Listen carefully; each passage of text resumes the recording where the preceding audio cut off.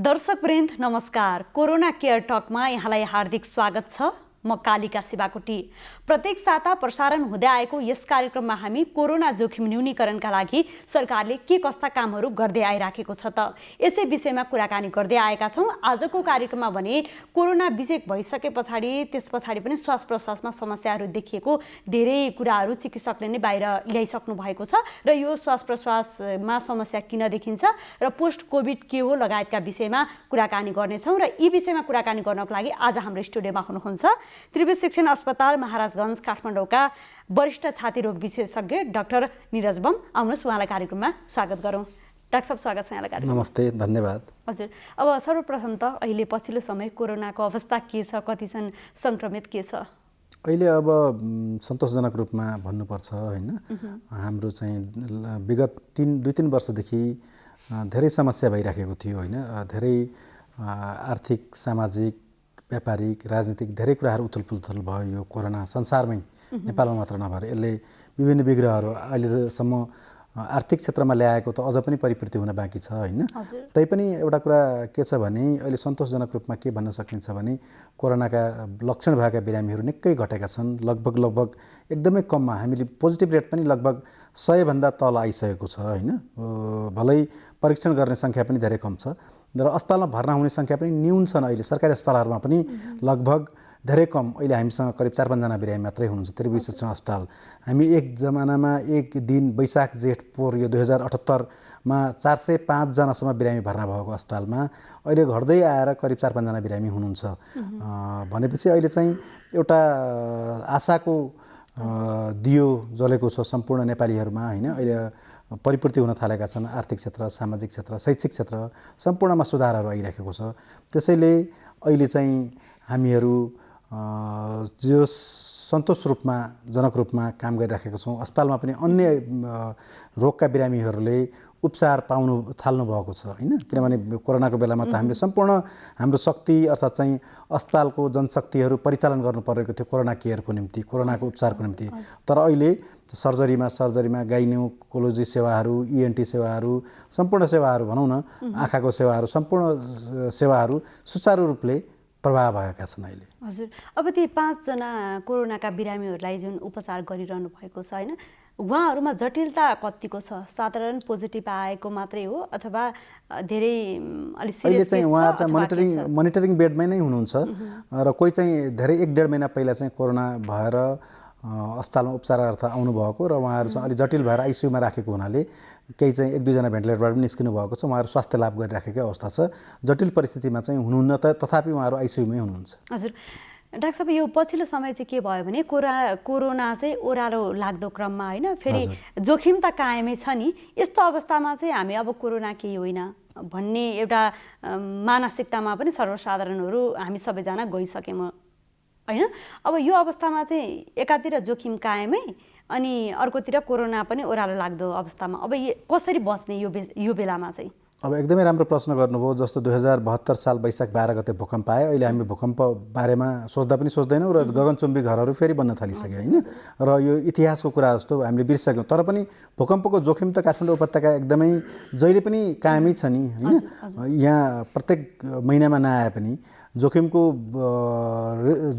यसको भूकम्पको जोखिम कायमै रहे जस्तै त्यस्तै गरेर अहिले पनि यो हेर्नुहोस् त, अहिले हामीले हेऱ्यौँ किनभने हामीले करिब कार्तिक मङ्सिरमा त हामीले बिर्सिन थालिसकेको थियौँ कोरोना। तेस्रो लहर सुरु भयो फेरि पुसदेखि होइन। भनेपछि अहिले के छ भने ओह्रालो लाग्दो छ सङ्ख्यामा, तथापि कुनै पनि बेलामा म्युटेसन भएर आउनसक्छ। यो कुराहरूलाई हामीले नकार्न मिल्दैन र यसलाई यो सत्य कुरा हो। र अर्को कुरा के छ भने हामीले अन्तर्राष्ट्रिय क्षेत्रमा हेऱ्यौँ भने चीनमा पनि कैयौँ सहरहरूमा फेरि लकडाउनमा जाने परिस्थिति आएको छ। कुनै पनि बेलामा यो उत्परिवर्तित अर्थात् म्युटेसन भएको स्वरूप परिवर्तन गरेर भाइरस आउनसक्छ। निमित्यान्न भएको छैन र ढुक्क रहने स्थिति छैन। र अहिले हामीले बजारको एक्टिभिटी, क्रियाकलापहरू हेऱ्यौँ होइन, विभिन्न ठाउँको सार्वजनिक स्थलमा हेऱ्यौँ भने मान्छेहरूले बिर्सिसक्नुभयो होइन। र मास्क त हामीले उपत्यका बाहिर म कुनै ठाउँ गएको थिएँ तराई जिल्लामा र त्यहाँ मास्कको देखिँदैन मास्कको प्रयोगको होइन। र त्यस्तै गरेर काठमाडौँमा पनि हामीले हेऱ्यौँ भने बजारतिर करिब आधा जनसङ्ख्याले मास्क छोडिसक्नु भएको छ। तसर्थ यसमा चाहिँ जनस्वास्थ्यका मापदण्ड अनिवार्य रूपले पालना गरिराख्नुपर्छ। यसलाई जीवनशैलीको अभिन्न अङ्ग बनाएर लिएर जानुपर्छ र जोखिम कायमै छ। कुनै पनि बेलामा यो श्वास प्रश्वासबाट सर्ने भाइरस हो होइन। र यस्ता भाइरसहरू उत्परिवर्तन भएर कुनै पनि बेलामा फेरि आउन सक्ने संसारमा पहिलाको 100 वर्ष अगाडिको इतिहास स्पेनिस फ्लूको लिउँ त हैन धेरै वर्षसम्म चलेको थियो। त्यसैले गर्दाखेरि हामीले निमिट्यान्न भएर गइसक्यो, ढोक्क बस्ने, अब सतर्क र सचेत हुनु पर्दैन, दुईटै भ्याक्सिन लगाइसक्यौँ हामीले भनेर बिर्सिने चाहिँ कदापि होइन। यो ठुलो फेरि भुल हुनेछ, कुनै पनि बेलामा आउन सक्छ। जस्तो मङ्सिर कार्तिक मङ्सिरको बेलामा दसैँ चाडपर्व आएर मान्छेहरूले बिर्सिसक्नु भएको थियो हैन र इतिहास सम्झन सुरु गरिसक्नु, फेरि आयो। त्यस्तै गरेर अहिले हामीले बिर्सेका छौँ। तर एउटा कुरा के भुल्नु हुँदैन भने जनस्वास्थ्यका मापदण्ड पालना गर्नेका निम्ति कसर छोड्नु हुँदैन। यो फेरि पनि म अनुरोध गर्न चाहन्छु हैन। यो परिवर्तन भएर कुनै पनि बेलामा आउन सक्छ। अन्तर्राष्ट्रिय क्षेत्रबाट आउने रोग हो र चीनबाट सुरु भएको, चीनमा फेरि लकडाउन सुरु भएको छ कतिपय सहरहरूमा। हजुर, अब यो यसरी जस्तो बाहिरबाट आउने भन्दा पनि हामीले तेस्रो लहरसम्म त झेलिसकेका छौँ नि त नेपालमै। नेपालबाटै म्युटेसन भएर फेरि नयाँ भेरिएन्ट आउला भन्ने सक्ने स्थिति पनि रहेन नि हैन? पक्कै पनि यो प्रकृति हो हैन। प्रकृतिमा भाइरसको प्राकृतिक नियम नै हो, यसको नेचर नै त्यो हो कि प्रकृति नै कि यसले स्वरूप परिवर्तन गर्दै आउँछ। भलै त्यो स्वरूप परिवर्तन गरेको म्युटेन्ट भाइरस कमजोर हुनसक्छ या त्योभन्दा बलियो हुनसक्छ। जस्तो कैयौँ पटक उत्परिवर्तन भयो, त्यसमा बलियो भएको डेल्टा भाइरस हो हैन, अल्फा पछि डेल्टा भयो, त्यसपछि अहिलेको चाहिँ यो ओमिक्रोन हैन। यो एकदमै स्ट्रङ दुईटा भएको हुनाले मात्रै यो भेरिएन्ट अफ कन्सर्नमा भएको WHO विश्व स्वास्थ्य सङ्गठनमा यसले एटेन्सन आकर्षण गरेको हो, अर्थात् चाहिँ यसले चाहिँ कन्सर्नमा आएको हो। यो नत्र त धेरै पटक परिवर्तन भएर आएका थिए, धेरै देशहरूमा देखिए। तर अरूले त्यति घातक र त्यति सङ्क्रामक नभएको हुनाले अन्यलाई धेरै केयर गरिएन र यी दुईटालाई केयर भेरिएन्ट अफ कन्सर्नको रूपमा राखियो। त्यसैले तेस्रो चौथो फेरि पनि आउन सक्छ जुन भेरिएन्ट अफ कन्सर्नमा पर्न सक्छ WHO विश्व स्वास्थ्य सङ्गठनमा, र त्यसले फेरि तहल्का मचाइदिन सक्छ। अन्य देशहरूमा फेरि अर्को भेरिएन्ट आइराख्दा होइन लकडाउनको स्थिति छ भनेर यहाँसँग कुराकानी गरिराख्दा नि अब त्यो लहरबाट चाहिँ हामी नेपालीहरूले कसरी बच्न सकिन्छ त? अब त्यही हो, सबैभन्दा यसको दुईटै उत्तर के छ भने एउटा चाहिँ सकेसम्म छिटोभन्दा छिटो सम्पूर्ण नेपाली नागरिकलाई बुस्टर डोजसम्म खोप पुरा गराउनु पर्यो हैन। अहिले पहिलो दोस्रो धेरै लगाउनु भएको छ र अहिले बुस्टर डोज पनि लगाउनु पर्यो। त्यसैले खोपले धेरै मात्रामा बचाउट गरेको देखियो, मृत्यु भएन दोस्रो लहरपछि त धेरैले खोप लगाउनु भयो हैन। त्यसैले गर्दा एउटा कुरा थियो र अर्को कुरा चाहिँ जनस्वास्थ्यका मापदण्डको विकल्प छैन। त्यसैले गर्दा सामाजिक दूरी कायम गर्नुपर्छ सधैँ नै हैन। त्यो मास्कको प्रयोग गर्नु पर्यो, हात लगायत शरीरका सम्पूर्ण अङ्गहरूको सरसफाइ गऱ्यो भने अहिले देखिएको छ नि त क्षयरोगमा पनि केही कमी भएको छ सरुवामा हैन। अन्य रोगहरू जस्तो हामीले प्रत्येक वर्ष झेल्ने पुष माघ जाडोमा फागुनमा झेल्ने फ्लूका बिरामीहरू धेरै कम भएका छन् यस वर्ष हैन। काठमाडौँ उपत्यकामा जहाँ भिडभाड बढी छ, जनघनत्व बढी छ, त्यस्तो ठाउँमा बढी हुन्थ्यो भनेपछि योपल्ट फ्लूका बिरामीहरू पनि कम भए हामीले अनुभव गरेअनुसार। विगत 2-3 वर्षभन्दा अर्थात् 4-5 वर्षभन्दा अहिले कमी भएको छ। त्यस्तै झाडापखाला सरसफाइका झाडापखालाका बिरामीहरू पनि कम आए, सरुवा रोगका बिरामीहरू कमी भए हैन। यो पनि जनस्वास्थ्यमा मापदण्डको पालनाले गर्दाखेरि एउटा सकारात्मक असर हो नि। हजुर, भनेको हामीले जनस्वास्थ्यका मापदण्डहरू पालना सधैँको लागि सदाको लागि पालना गर्नुपर्छ। अन्य रोगबाट पनि बच्न सक्छौँ हैन, कोरोनाबाट त बच्न सक्ने भइ नै हाल्यौँ। त्यो कुरालाई चाहिँ ध्यान दिनु पर्यो भन्ने कुरा चाहिँ यहाँको रह्यो हैन। हो, त्यो कुरालाई चाहिँ हामीले जीवनशैलीमै बनाउनुपर्छ भन्ने मलाई लाग्छ। अब अहिले त नेपालमा पछिल्लो समय कोरोनाको अवस्था के छ, यसबाट कसरी बच्ने, नयाँ भेरिएन्टहरू आयो भनेदेखि हामीले कसरी बच्न सक्छौँ हैन, कसरी सुरक्षित रूपमा रहन सक्छौँ भन्ने कुरा रह्यो। अर्को चाहिँ अलिकति श्वास प्रश्वासको माध्यमबाट चाहिँ कोरोना सनिभा भएर अब वरिष्ठ छातीरोग विशेषज्ञ यहाँ हुनुहुन्छ हैन। कोरोना निको भइसकेपछि पनि धेरै फेरि गाह्रो भयो भन्ने पनि देखिन्छ के, त्यसलाई चाहिँ पोस्ट कोभिड पनि भनिँदो रहेछ। कस्ता कस्ता समस्याहरू चाहिँ देखिएको छ त?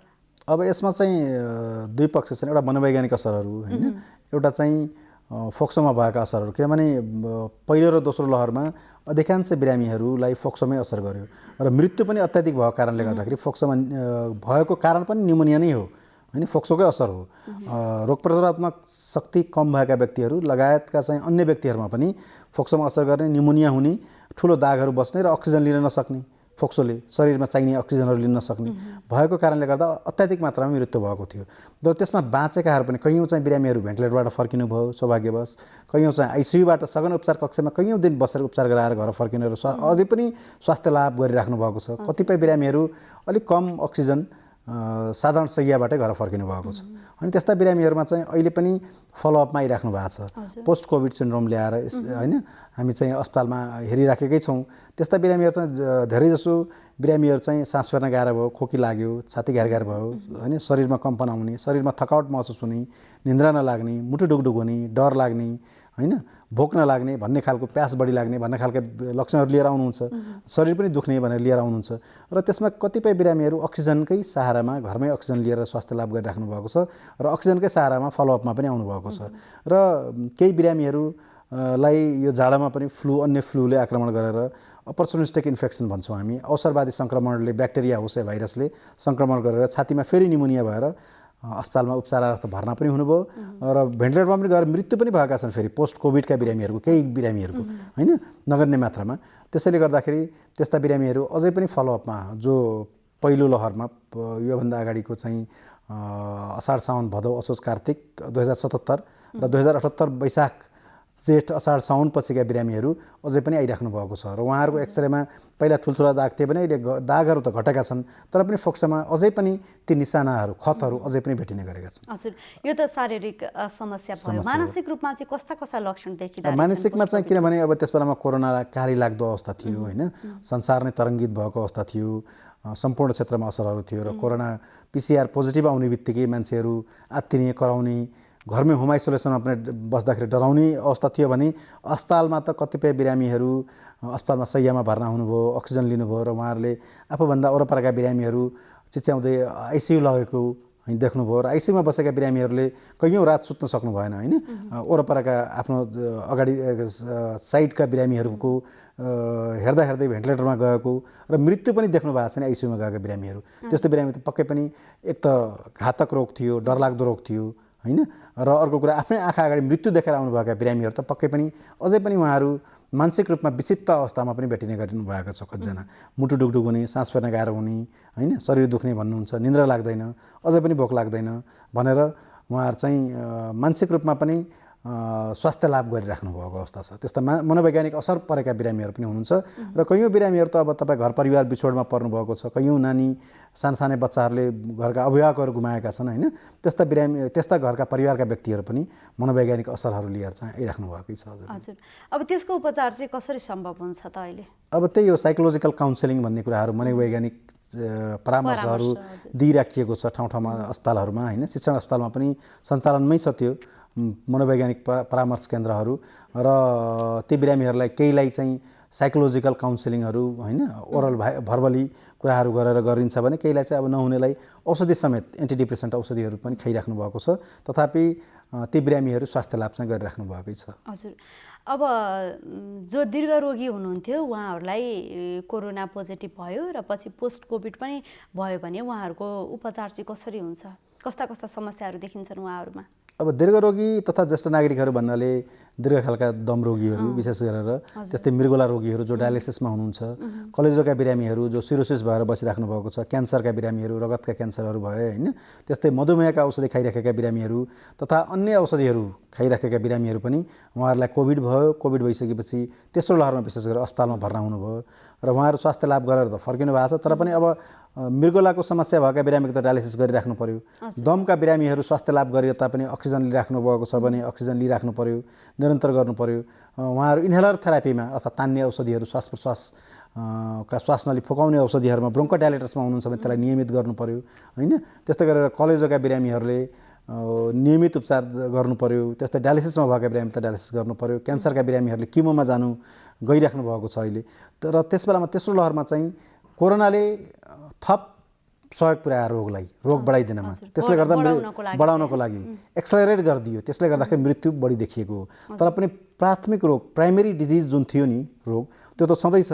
त्यसको लागि चाहिँ उहाँहरू अझै पनि अस्पतालमा बाट डिस्चार्ज भएर फेरि फलोअपमा बसेर त्यो प्राइमेरी रोगको चाहिँ उपचार गरिराख्नु भएको छ। जस्तो हामीले श्वास प्रश्वास विभागमा हेर्ने दम खालका बिरामीहरू, क्षयरोगका बिरामीहरू, ब्रोन्काइटिसका बिरामीहरू अझै पनि उहाँहरू पहिला कोभिड भएको थियो भनेर आइराख्नुहुन्छ। तर प्राइमेरी रोग त उपचार उहाँहरूको यथास्थितिमै उपचाररत रहनु नै पर्यो। हजुर, जस्तो कोरोनाका बिरामीहरूलाई उपचार गर्दाखेरि पहिला आइसियुमै पुगेको कुनै पनि बिरामी होइन, भेन्टिलेटरमै पुगेर पनि फर्केको बिरामीहरूमा र अनि साधारणतया पोजिटिभ देखियो र पछि ठिक भएका बिरामीहरूमा चाहिँ सबैभन्दा गाह्रो चाहिँ कुनमा देखिएको पाउनुहुन्छ? पोजिटिभ मात्रै भएर पनि पछि पोस्ट कोभिड हुँदा धेरै गाह्रो भएको केसहरू चाहिँ कतिको छन् त? अब यसमा दुईटा कुरा छ। जो अक्सिजनमै उपचारार्थ रहनुभयो सामान्य शैय्यामा, या चाहिँ सघन उपचार कक्ष आइसियुमै पुग्नुभयो होइन, दोस्रो खालका बिरामीहरू, तेस्रो खालका बिरामीहरू एकदमै सिरियस जटिल अवस्था भएर भेन्टिलेटरमै जानुभयो र कैयौँको मृत्यु भएर कैयौँ बिरामीहरू सौभाग्यवश बाँचेर फर्किनुभयो। भनेपछि यसमा प्रमुख कारण थियो फोक्सोका न्युमोनिया, फोक्सोमा दागहरू होइन। सानो दाग भयो, साधारण भयो भने सामान्य अक्सिजनबाटै पुग्यो, ठुलो दाग छ भने सघन उपचार कक्षमा जानु पर्यो, धेरै ठुलो दुइटै फोक्सोमा ठुलो असर छ भने त अक्सिजन प्रवाह हुन नसकेपछि त शरीरमा भेन्टिलेटरमै जानु पर्यो। भनेपछि पक्कै पनि भेन्टिलेटरमा गएर फर्केका बिरामीहरू अझै पनि जटिल परिस्थितिमा घरमै अक्सिजन लिइराख्नु भएका धेरै बिरामीहरू हुनुहुन्छ होइन। र जो चाहिँ साधारण पोजिटिभ मात्रै हुनुभयो भनेपछि उहाँलाई चाहिँ एक्सरे गर्दाखेरि साधारण समस्या देखिएन र उहाँहरूलाई अक्सिजनको आवश्यकता पनि परेन। त्यस्ता बिरामीहरू त घरमै होम आइसोलेसनमा बस्नुभयो। भनेपछि पक्कै पनि जो भेन्टिलेटरमा गएर सिरियस अवस्थामा पुग्नुभयो नि र सौभाग्यवश स्वास्थ्य लाभ गर्नुभयो, घरमा उपचारार्थ हुनुहुन्छ, त्यस्ता बिरामीहरू अलि जटिलमै रहनुभयो पहिला पनि। र अहिले पनि कैयौँ बिरामीहरू फोक्सोमा दागहरू नै छन्, घाउ नभलिएको जस्तो अनि भल्लिने भन्छौँ नि हामी, वुन्ड हिलिङ भइसकेको छैन उहाँहरूको, अझै पनि दागहरू छन्। त्यस्ता बिरामीहरू अझै पनि जोखिममा हुनुहुन्छ अपरचुनिस्टिक इन्फेक्सन होइन। त्यसलाई चाहिँ हामी अवसरवादी सङ्क्रमण भन्छौँ। आइदर ब्याक्टेरिया होस् या भाइरस होस् या चाहिँ फङ्गल होस्, ढुस्सी होइन, यस्ता सङ्क्रमणहरू फेरि पनि हुनसक्ने सम्भावना उहाँहरूमा छ। र त्यस्ता बिरामीहरू अझै पनि कमजोरी अवस्थामा हुनुहुन्छ र रोग प्रतिरोधात्मक शक्ति कम भएका व्यक्तिहरू लगायत यस्ता बिरामीहरूलाई रोग प्रतिरोधात्मक क्षमता त घटाइदियो कोरोनाले होइन त्यस बेलामा, र उहाँहरू आइसियुमै पुग्नुभयो। त्यस्ता बिरामीहरू पनि अझै जोखिममा चाहिँ हुनुहुन्छ र फलोअपमा आइराख्नु भएको छ। हजुर, अब हाम्रो बानी चाहिँ कस्तो रह्यो भने डाक्टर साहब, कुनै पनि रोग देखाइसकेपछि मात्रै हस्पिटलमा जाने, ल कोरोना लाग्यो भने मात्रै हामी सजगता भएर बस्ने भन्ने हामी बानी परि नै सक्यौँ होइन। अब पोस्ट कोभिड हुँदाखेरि त ठ्याक्कै यो रोग हो भन्ने पनि त्यति मानसिकता परिराखेको हुँदैन र कस्तो कस्तो समस्या र जटिलता देखियो भने चाहिँ अलिकति सतर्क भएर चिकित्सकको परामर्शमा जानुपर्छ, हस्पिटल नै जानुपर्छ भन्ने हुन्छ त? अब यसमा दुई तिन खालका किसिमका बिरामीहरू घरमै हुनुहुन्छ अझ पनि पोस्ट कोभिडका। एउटा चाहिँ अक्सिजनमै उपचारार्थ हुनुहुन्छ जसमा फोक्सोमा ठुलो दागहरू भएका छन्, अझै पनि अक्सिजनले पूर्ण रूपमा लाभ गरिसकेको छैन अक्सिजन लिने क्षमता, त्यस्ता बिरामीहरू। अर्को बिरामी चाहिँ औषधि सेवन गर्दै हुनुहुन्छ, घरमै बसिराख्नु भएको छ, कतिपय इन्हेलर थेरापीमै हुनुहुन्छ, सास प्रश्वास फेर्न गाह्रो हुने भएकोले र इन्सेन्टिभ स्पाइरोमेट्री फोक्सोको व्यायाम गर्दै बस्नुभएको छ। अनि तेस्रो खालको किसिमका बिरामीहरू चाहिँ साधारण पहिला उपचारार्थ रहनुभयो, अहिले चाहिँ आफ्नो नियमित काममा हुनुहुन्छ होइन। तीन खालका बिरामीहरू बढी जसो हुनुहुन्छ अहिले पोस्ट कोभिडका। र त्यसमा चाहिँ विशेष गरेर चाहिँ यदि यो पहिलो खालको जो चाहिँ अक्सिजनमै हुनुहुन्छ त्यस्तो बिरामीहरूले सतर्क रहनुपर्ने अवस्था आज पनि छ होइन। र विशेष गरेर उहाँहरूलाई खोकी लाग्यो, सास फेर्न गाह्रो भयो, छातीमा घ्यार भयो, ज्वरो आउन थाल्यो, खकार पहेँलो भयो, खकारमा रगतै देखियो होइन, अक्सिजन घट्न थाल्यो होइन, र अक्सिजनको मात्रा बढाउनु पर्यो भने चाहिँ उहाँहरूले अस्पताल जानुपर्छ। र अर्को इन्हेलर थेरापीमा बस्नुभएको या इन्सेन्टिभ स्पाइरोमेट्री फोक्सोका व्यायाम गरेर बसिराख्नु भएका बिरामीहरूमा पनि ज्वरो आयो होइन, शरीरमा असमञ्जसता पैदा भयो, खोकी लाग्न थाल्यो, सास फेर्न पनि गाह्रो भयो, घ्यार भयो, र अक्सिजन पनि नाप्दै उहाँहरू अक्सिमिटर त पक्कै पनि छ, पल्स अक्सिमिटर, अक्सिजन घट्यो भने चाहिँ अस्पताल जानुपर्छ। र तेस्रो खालको बिरामी सामान्य काम गरिराख्नु भएको तर पनि ज्वरो आयो, खोकी लाग्यो भने चाहिँ चिकित्सकको परामर्श लिन अझै पनि चुक्नुहुन्न। भनेपछि दीर्घरोगीले त झन् यसमा सजगता अपनाउनु नै पर्यो। अवश्य नै, किनभने मृत्यु त तेस्रो लहरमा त दीर्घरोगीमै सबैभन्दा बढी देखियो। अब जस्तो श्वास प्रश्वासको बिरामी हुँदाखेरि चाहिँ कस्तो कस्तो खालको लक्षणहरू देखिन्छ भनेको, लक्षण कस्तो खालको देखियो भने चाहिँ यो चाहिँ श्वास प्रश्वासको बिरामी हो है भनेर थाहा हुन्छ एउटा नर्मल व्यक्तिमा चाहिँ? अब श्वास प्रश्वास भन्नाले हामी पहिलो कहाँ रहन्छ यो छातीमा होइन। अब हामी अङ्ग के बुझ्छौँ, फोक्सो नै हो होइन। फोक्सोले श्वास प्रश्वासको काम गर्छ, अक्सिजन लिने, कार्बन डाइअक्साइड फाल्ने काम, शरीरलाई चाहिने अक्सिजन लिन्छ र शरीरमा विकारको पदार्थको रूपमा उत्पन्न भएको कार्बन डाइअक्साइड बाहिर फाल्छ फोक्सोले। भनेपछि अब चाहिँ के हुन्छ भन्दाखेरि रुगा लाग्न थाल्यो, खोकी लाग्न थाल्यो भने चाहिँ रुगा लाग्यो भने नाकको नलीहरूबाट भयो, रुगा लाग्यो खोकी लाग्यो भने चाहिँ फोक्सोको श्वास नलीबाट सुरु भयो होइन र यसबाट रुगा खोकीबाट सुरु हुन्छ र ज्वरो पनि देखिन सक्छ नदेखिन सक्छ र कहिलेकाहीँ खोकी बढ्दै जाँदाखेरि लहरे खोकी जस्तो उत्पन्न हुने छाती दुख्ने छातीमा घ्यार घ्यार आवाज पनि आउने सिट्टी जस्तो आवाज आउने होइन र कहिलेकाहीँ खोक्दाखेरि खकारमा रगत पनि आउने खकार पहेँलो हुन थाल्यो होइन छाती दुख्न थाल्यो भने यस्ता कुराहरूलाई चाहिँ हामी श्वास प्रश्वास सम्बन्धीका रोगहरू सुरु भएको हामी बुझ्छौँ। हजुर, एकपल्ट कोरोना भइसके पछाडि चाहिँ फोक्सोमा चाहिँ खराबी देखिन्छ भन्ने कुरा पनि रहेको छ। त्यो बिस्तारै निको हुँदै जान्छ। यदि खराबी नै रहिराख्यो भने चाहिँ त्यसले समस्याहरू के निम्त्याउँछ त? अब के छ भने सम्पूर्ण व्यक्तिहरू त अस्पताल भर्ना हुनु परेन होइन, त्यसैले गर्दा करिब 20% व्यक्तिहरू मात्रै चिकित्सकलाई परामर्श गर्नु पर्यो। 80%ले त घरमै पोजिटिभ मात्रै आएर होम आइसोलेसनमै बस्नुभयो र यो मिडियाहरूबाटै सुनेर उहाँहरूले स्वास्थ्य लाभ गर्नुभयो।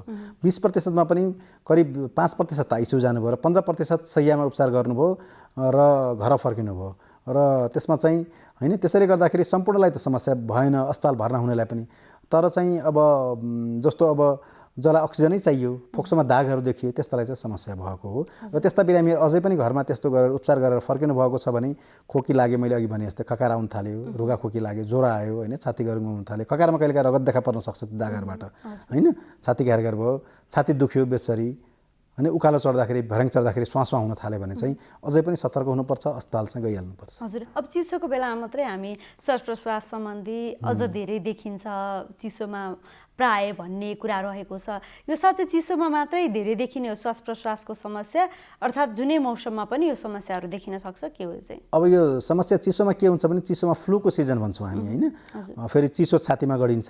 त्यसैले गर्दा चिसोमा चाहिँ बढी र यो वातावरण होइन आर्द्रता पनि एकदमै घटेको होइन हुन्छ त्यस बेलामा र सुक्खा बढी हुन्छ हावा, त्यसमा भाइरसहरू एकदमै खेल्न मौका पाउँछन्। भाइरसको खेल्नको लागि उपयुक्त वातावरण सिर्जना भइदिन्छ र अर्को कुरा ब्याक्टेरिया पनि भनौँ न, स्टेप्टोकोकस न्युमोनिया, हेमोफिलस इन्फ्लुएन्जा भन्छौँ, यिनीहरूलाई पनि उपयुक्त वातावरण ढुसीलाई पनि जाडो महिनामा भएको हुनाले श्वास प्रश्वासमा बढी सङ्क्रमण देखिन्छ र प्रदूषण पनि बढ्ने गर्छ। हामी फोक्सोमा लिने हो होइन, श्वास प्रश्वासको नलीको माध्यमबाट, मुखबाट या नाकबाट, त्यसले गर्दा ती कीटाणुहरू बढी त्यस बेलामा बढी खेल्ने मौका पाउँछन्। जस्तो श्वास प्रश्वासका भाइरस के बढी छन् त भन्दाखेरि influenza, rhino virus, adeno virus लगायतका कोरोना भाइरस पनि। त्यसैले गर्दाखेरि श्वास प्रश्वासका दीर्घकालका बिरामीहरूलाई बढी असर गर्ने, दमका बिरामीहरू बढी बढ्ने, किन रुगा लाग्ने बित्तिकै भाइरस हुने बित्तिकै दमलाई छाती घ्यार घ्यार भइहाल्ने, अस्पताल जानुपर्ने बाध्यता छ। दम भनेको त निर्मूल हुँदैन, निको हुने, नियन्त्रण मात्रै हुने रोग हो। त्यस्तै ब्रोङ्कियल आजमा खालको दीर्घकालको हो होइन। त्यस्तै गरेर ब्रोङ्काइटिस भन्छौँ हामी, छातीमा दाग भएका बिरामीहरू, त्यस्तै गरेर क्षयरोग उपचार पछिका बिरामीहरू जसलाई फोक्सोमा दाग भयो, ब्रोङ्काइटिस भयो, त्यस्ता बिरामीहरू पनि एक त पहिले रोग प्रतिरोधात्मक क्षमता कमजोर हुन्छ, त्यसमा यी भाइरसहरूले सामान्य आक्रमण गर्यो भने रुगाखोकी लागिहाल्ने होइन, फ्लूको लक्षण सुरु भइहाल्ने र जाडो महिनामा अब जनघनत्व पनि बढ्छ, कोठामा धेरैजना गुम्सिएर बस्ने होइन, हामी बाहिर पनि धेरै घुम्दैनौँ, वातावरण गुम्सिएर बसेको हुन्छ न्यानो बनाउने नाममा होइन, मक्कल बालेर कतिपय त दुर्घटनाहरू पनि भएका छन्। त्यसैले गर्दाखेरि फ्लू बढी सम्भावना चाहिँ जाडो महिनामा नै हुन्छ होइन। चिसोले गर्दा चिसोले यसलाई एक्सलेरेट गरिदिन्छ, चिसोले चाहिँ फ्लूलाई बढाउने मद्दत गर्छ र रुगाखोकी बढाइदिन्छ र सर्न पनि छिटो सर्छ जाडो महिनामा। हजुर, डाक्टर साहब हामी कुराकानीको लगभग अन्तिमतिर पनि आइपुगिसकेका छौँ होइन। अब अहिले कोरोना पनि घट्दै गएको स्थिति र जोखिम पनि कायम रहेको यो स्थितिमा र फेरि श्वास प्रश्वासको माध्यमबाट सर्ने रोग कोरोना, यहाँ वरिष्ठ छातीरोग विशेषज्ञ पनि हुनुहुन्छ, के भन्नुहुन्छ सर्वसाधारणमा? अब त्यही हो, हामी एउटा सुखद सास फेर्न सक्ने अवस्थामा आएको छौँ उथलपुथलबाट होइन। विगत 2-3 वर्षदेखि अहिले सामान्यीकरणतर्फ जीवनका क्रियाकलापहरू सम्पूर्ण नागरिकहरूमा फैलिन सुरु भएका छन्। यो एकदमै सुखद समाचार हो होइन। एकदमै महत्त्वपूर्ण जीवनका प्रत्येक पाइलाहरूमा मान्छेहरू अहिले कति त्रसित भएका थिए होइन। त्यसैले गर्दाखेरि एकदमै हामी राम्रो वातावरण पनि छ अहिले, वसन्त ऋतु होइन, यस्तो बेलामा होइन मान्छे क्रियाकलापहरू बढेको, त्यसैले गर्दाखेरि हामी एकदमै राम्रो सुखद भविष्य, उज्जवल भविष्यतिर लम्किँदैछौँ। तर हामी बिर्सिनु हुँदैन, फेरि यो चुनाव पनि सुरु हुँदैछ, फेरि आम निर्वाचनका कुराहरू आइरहेका छन् होइन। भारतमा के थियो भन्दाखेरि त्यहाँ 4वटा राज्यको चुनावपछि, निर्वाचनपछि यो दोस्रो लहरको सुरुवाती भएको थियो होइन, जसले गर्दाखेरि कैयौँको जनधनको क्षति भएको छ, ठुलो जनधन क्षति हामीले आँखा अगाडि देखेका छौँ। त्यसर्थ हामी हर्षित त छौँ नै होइन, तर सचेत र सतर्क चाहिँ पक्कै रहनुपर्छ, ढुक्क हुने अवस्था छैन। र दुईटा कुरा, जनस्वास्थ्यका मापदण्ड पालना गर्न नबिर्सौँ, नभुलौँ होइन। यो ठुलो भुल हुनेछ मानव इतिहासमा फेरि। र अर्को कुरा, छिटोभन्दा छिटो बुस्टर डोजतर्फ, जसले भ्याक्सिन पहिलो र दोस्रो पुरा गरिसक्नुभयो, बुस्टर डोज पुर्याउनेतर्फ, पुग्नेतर्फ हामी परिवारलाई सहयोग गरौँ, समाजलाई सहयोग गरौँ र राज्यले पनि त्यो कर्तव्य छ र राज्यले पनि त्यो भूमिका निर्वाह गर्नुपर्छ। पहिलो र दोस्रो खोप लगाइसकेकाहरूलाई बुस्टर डोज अनिवार्य रूपले लगाउनलाई प्रेरित गर्ने र उत्साहित गर्ने र प्रमोट गर्ने यो काम चाहिँ राज्यको पनि दायित्व छ भन्ने कुरा मलाई लाग्छ। हस्, आफ्नो व्यस्त समयका बावजुद यहाँसम्म आएर यति धेरै कुरामा जानकारी गराइदिनु भयो, त्यसको लागि यहाँलाई धेरै धेरै धन्यवाद। धन्यवाद, नमस्ते। हस् दर्शकवृन्द, आजको कार्यक्रममा भने हामीले कोरोना निको भइसकेपछि के कस्ता समस्याहरू देखिन्छन् यिनै विषयमा हामीले वरिष्ठ छातीरोग विशेषज्ञ डाक्टर निरज बमसँग कुराकानी गऱ्यौँ। यही कुराकानी सँगसँगै आजको कार्यक्रमको निर्धारित समय पनि सकिसकेको छ। कार्यक्रम प्रस्तुता म कालिका शिवाकोटी पनि बिदा भएँ। नमस्कार।